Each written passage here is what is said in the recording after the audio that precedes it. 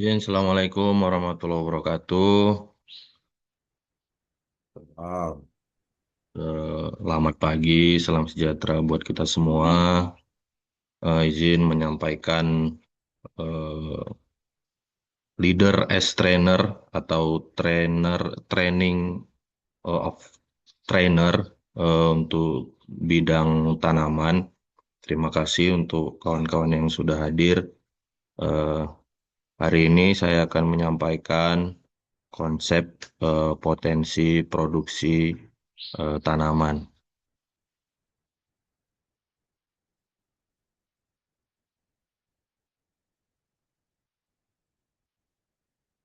Produksi kelapa sawit eh, tujuannya adalah untuk mendapat high yield. High yield ini adalah protas. Eh, Protas adalah produksi yang dihitung eh, dalam 1 tahun. Ada beberapa faktor untuk mendapatkan protas yang tinggi. Eh, yang pertama, faktor internal. Faktor internal adalah varietas tanaman yang unggul, kemudian umur tanaman. Kemudian faktor eksternal ada 5 yaitu iklim. Iklim itu terdiri dari curah hujan, suhu, intensitas cahaya, lama penyinaran, angin. Kemudian yang kedua tanah. Tanah ini terdiri dari topografi, jenis tanah, drainase, aerase, fisik, dan kimia tanah. Yang ketiga, kultur teknis, pengelolaan tanah, pemupukan, penunasan, pengendalian gulma, hama, dan penyakit tanaman, serta sarana dan prasarana penunjang. Yang keempat, biotik. Biotik ialah seluruh makhluk hidup yang berinteraksi dan mempengaruhi produksi. Kemudian yang kelima, pengelolaan panen. Ya, yang terdiri dari sistem panen, kualitas pemanen, organisasi, dan teknologi. Potensi bahan tanam atau varietas. Karakteristik varietas, pertumbuhan meninggi per tahun, panjang pelepah yang mempengaruhi SPH, karena semakin panjang pelepahnya otomatis SPH-nya semakin kecil, sedangkan jika panjang pelepahnya lebih pendek, otomatis SPH-nya lebih tinggi. Kemudian seks rasio atau populasi bunga jantan per hektar, populasi cenderung quick starter. Quick starter ini artinya cepat menghasilkan. Jadi di zaman sekarang ini TBM3 walaupun namanya masih tanaman belum menghasilkan, tapi biasanya varietas-varietas yang baru sekarang di TBM3 sudah bisa menghasilkan gitu. Biasanya di umur 30 sampai 31 bulan.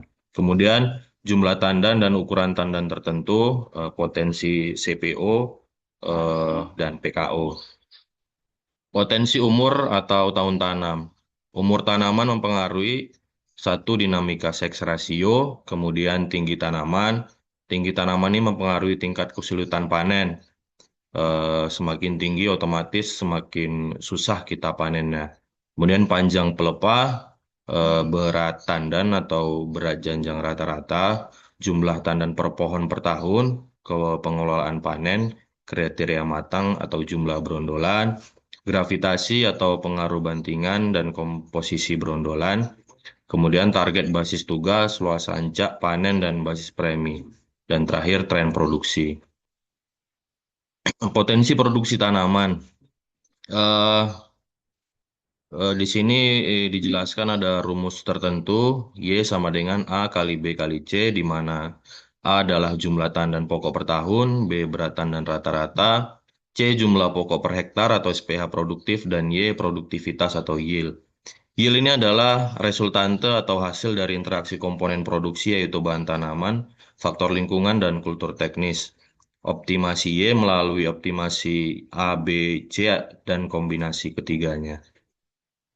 Optimasi produksi tandan dan CPO, menaikkan jumlah dan berat tandan produksi TBS linear dengan produksi CPO. Artinya linear berarti semakin tinggi berat tandannya, semakin tinggi produksinya, semakin tinggi juga CPO-nya. Kemudian optimasi A kali B tadi dioptimalkan 210 kg TBS per pokok setahun setara dengan lebih dari 7 ton CPO per hektar per tahun dengan catatan SPH-nya harus konstan nih, konsisten di 136 pokok per hektar, OER-nya atau rendemennya di 24,5%. Produksi CPO sangat dipengaruhi oleh kuantum TBS atau banyaknya TBS yang dikirim ke pabrik. Kemudian tandan adalah jumlah versus berat. Produksi tertinggi berasal dari tanaman sawit dengan jumlah tandan yang banyak dan kecil. Kesimpulan dari percobaan yang dilakukan pada 300 persilangan di KLP pada umur 6 sampai 10 tahun. Tanaman sawit dengan tandan banyak dan kecil, high yield. Tanaman sawit dengan tandan sedikit dan kecil, moderate yield. Kemudian tanaman sawit dengan tandan sedikit dan besar, low yield. Tanaman sawit dengan tandan banyak dan besar secara fisiologi tidak memungkinkan.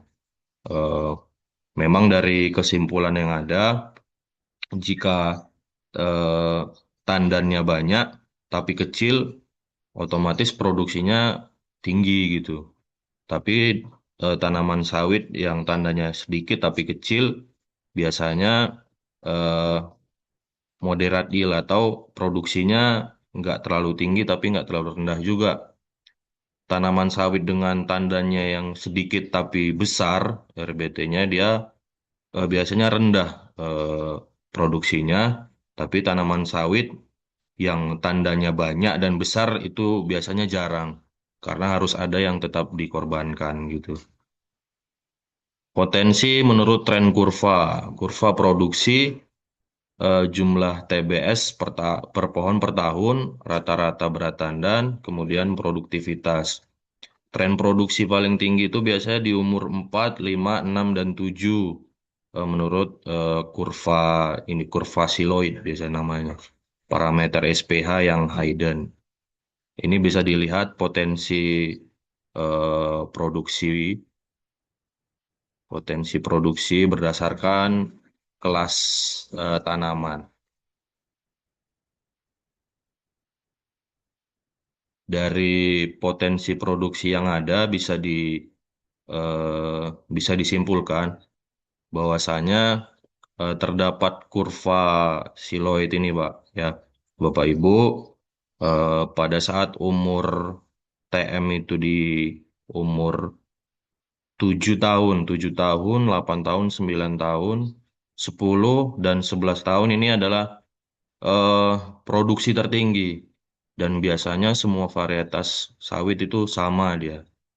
Eh, Biasanya di umur segini itulah potensi puncak tertinggi, tapi setelah itu akan turun kembali. Kemudian secara normalnya RBT semakin tahun semakin meninggi dia, Pak. Semakin meninggi. Dan konstan biasanya selalu naik. Sementara RJT atau rata-rata jumlah tandan per pohon itu makin tahun makin berkurang.